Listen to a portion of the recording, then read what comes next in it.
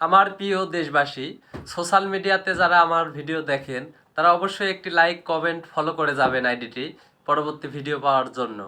আজকে কিছু কথা বলবো, অতি গুরুত্বপূর্ণ কথা, যে আমরা প্রবাসে ছেলে মেয়েদেরকে পাঠাই কাজের জন্য।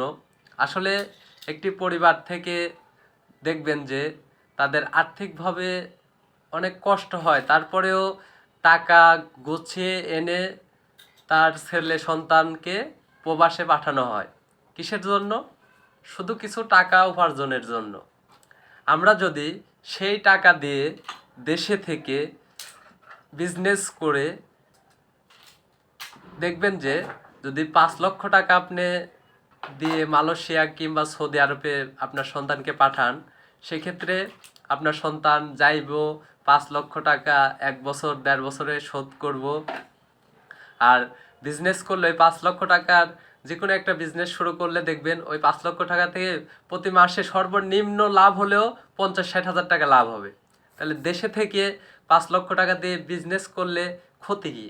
আমরা কেন যে বিদেশে যাই, কিসের বুদ্ধিতে যাই ভাই? বিদেশে গেলে বাপ মা মরলেও দেশে আসা যায় না রে ভাই। তাই বিদেশে কেউ যাব না, কথা দিই। ধন্যবাদ সবাইকে।